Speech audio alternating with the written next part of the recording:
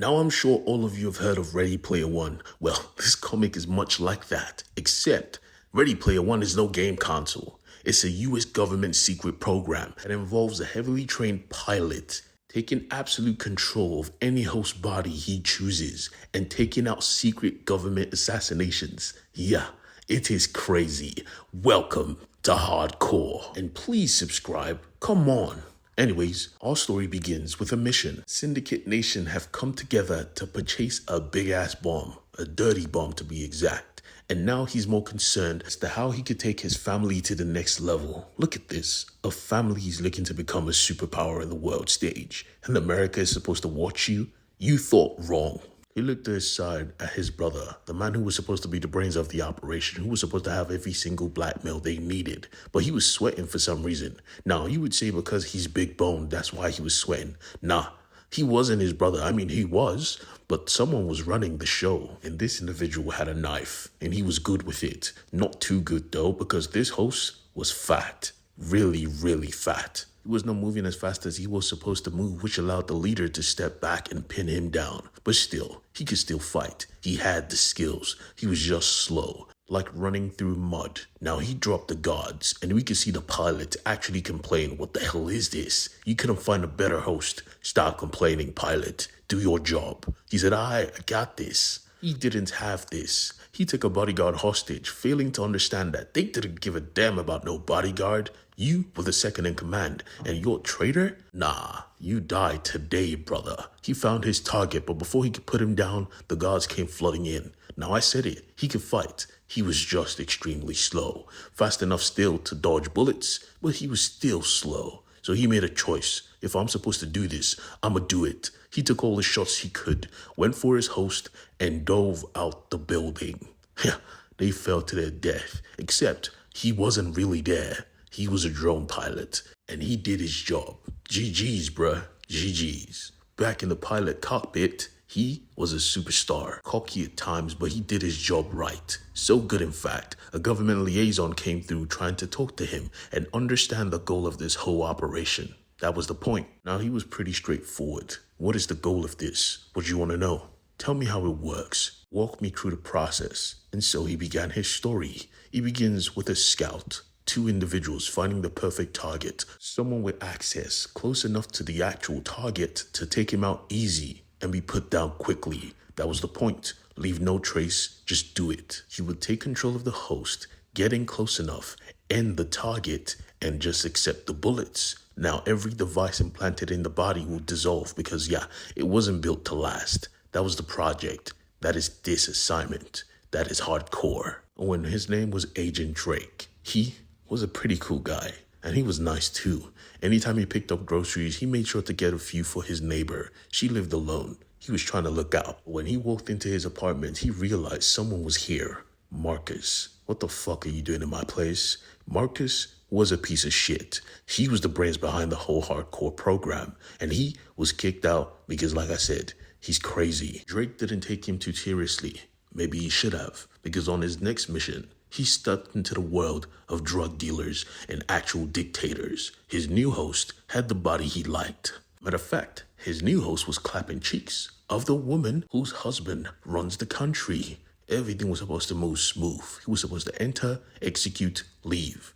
But everything went wrong in the lab. It started off with a gunshot. The government liaison was not a government liaison. She was a sleeper sent by Marcus. Marcus was here for his tech, and he was going to get it, one way or another. She executed every single soul in this lab, and he had to listen to everything through the comms. The mistake she made was leaving one guy to crawl, because he locked Drake in the cockpit. Now they didn't have access. Now he was safe, for now. When Marcus stepped in the room and found out this happened, he was about to put her down like a dog. You dizzy bitch, you had one job. Drake instantly realized it was Marcus. Marcus, I promise you, you better end this now, because if I get back there, I'm killing you with my bare hands. You believe me, right?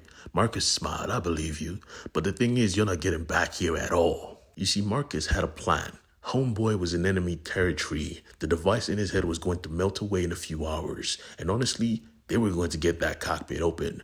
Worst of all, he just slept with a man who rules this country's wife. He was not safe at all. Oh, and the icing on the cake. His enemies could watch every single thing he does, so they knew perfectly how to counter and anticipate every attack. He was in a lose-lose situation, and he was going to win. Marcus, on the other hand, had other plans. You see, he had a team go out to fetch something, and another team come here to pop open this freaking cockpit. They had a thermal lance and everything. Get to work. I need him out of that cockpit in an hour. I need him dead.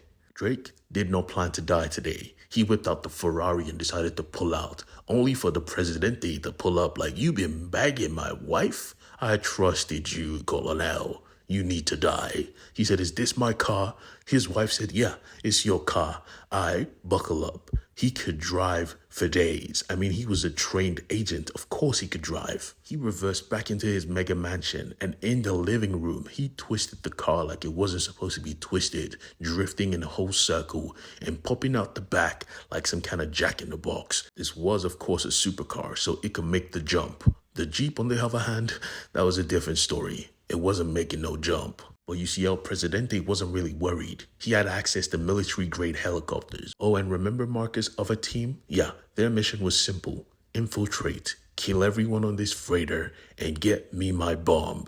Yeah, the dirty bomb from earlier, he wants it for himself, for a reason. He sent a squad, a kill team, to eliminate every obstacle in his way, and these guys were ruthless. They got the bomb easy. As soon as they had eyes on, they called Marcus like, "We got it, boss." Now, it was time to wipe the evidence. They blew up the whole ship. The perfect mission. Unlike Drake, who was being chased down by a military-grade helicopter in a supercar. I mean, he was going to survive, but the goal wasn't survive. The goal was to get back home and kill Marcus. First things first, erase existence, fake his death. That was easy enough to do. The helicopter was on their ass. But what came next, he did not expect. The wife wasn't some doll, nah. She was smart enough to realize, "You ain't Esteban, motherfucker. Who are you?" He looked at her like, "Don't you trust me? I trust Esteban. You ain't Esteban. Who are you?"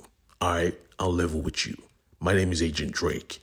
This is Esteban's body. I'm just hitching a ride. My mission was to kill your husband. Now it's changed. You wanted to kill my husband. You should have told me. I would have killed him myself." "Enough. This is not the time or the place. Trust me. I will get you out. Just like I need to get myself out. I have some things to do. Now rock with me, alright?" Now if you're wondering where he went to see his handlers, of course. The ones who chose this body. They are kind of like the only ones who don't know the mission has gone crazy. They have no communications with HQ. So when they heard a knock, they assumed their cover was blown. But when they opened the door, they saw her. What the hell is the president's wife doing here? Behind them, though, Esteban, or rather Drake, was there with a gun. "Stand down. It's me, Agent Drake. We need to talk. In case you haven't noticed, the mission is fucked. Someone took the lab. I'm trapped in there, and they are tracking everything I do, everything I see. I'm gonna need your help to get all of us out of here. Every single one of them." Back in the lab, though, they realized they couldn't open the cockpit. I mean, he kind of knew. He was part of the program. Well, he was in a good mood when he heard they got the nuke. You see, that's how it is when you have a good-ass agent.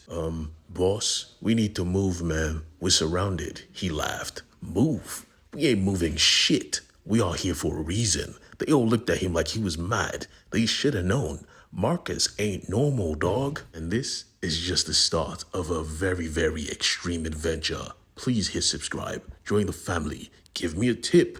Do something. Peace and love, gang. Peace and love.